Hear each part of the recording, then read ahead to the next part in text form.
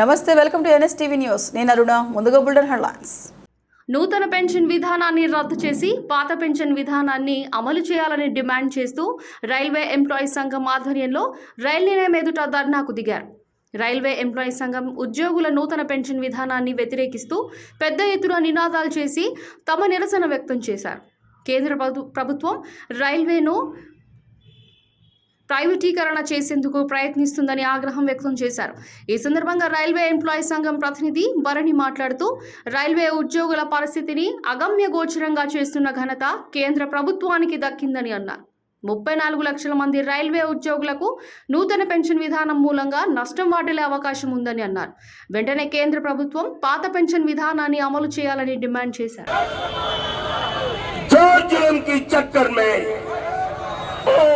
भाइयों बहनों, हाथ उठा के बोलिए, एक है, हम सब एक है। संघ से जो टकराएगा, संघ से जो टकराएगा मिट्टी में मिल जाएगा। संघ से जो टकराएगा मिट्टी में मिल जाएगा।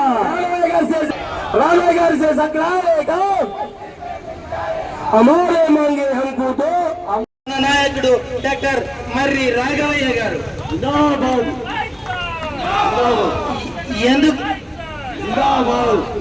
ఎందుకంటే ఈ రోజు అందరూ కల్లిబల్లి కబుర్లు చెప్తూ మేము కూడా ఎంపీఎస్ ను రద్దు చేస్తాం, మాకు కూడా ఓపీఎస్ కావాలని చాలా మంది సోదరులు సోదర యూనియన్లు మాట్లాడుతున్నాయి.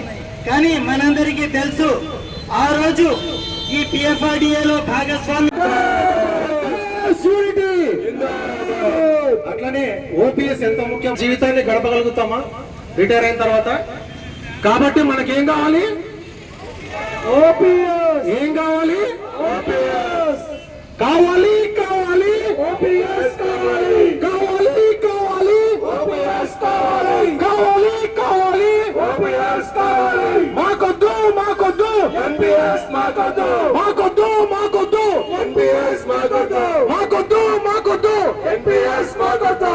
కాబట్టి నేను చెప్పదలుచుకుంది ఏంటంటే, కంపల్సరీ పోరాటం చేస్తారో అది ఎస్పెషల్లీ మన ట్రేడ్ యూనియన్ ధర్నా కానీ మీటింగ్ కానీ మన భవిష్యత్తుని రోడ్లపైకి లాగారు.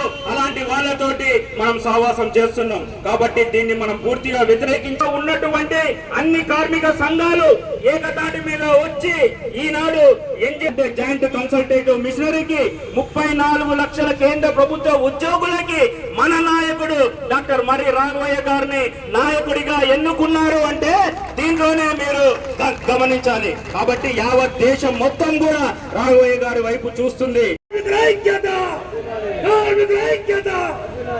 సోదరులారా, సోదరిమణులారా, మీ అందరికీ తెలుసు కొత్త పెన్షన్ విధానం ఎలా పుట్టుకొచ్చింది, దీనికి కారకులు ఎవరు, ఎవరి ప్రోద్బలంతో ఈ యొక్క కొత్త పెన్షన్ విధానం కేంద్ర ప్రభుత్వ ఉద్యోగుల్లో ముఖ్యంగా రైల్వే ఉద్యోగుల్లో వచ్చింది అన్నటువంటి విషయాన్ని నా ముందు వక్తలు కూడా మాట్లాడడం జరిగింది.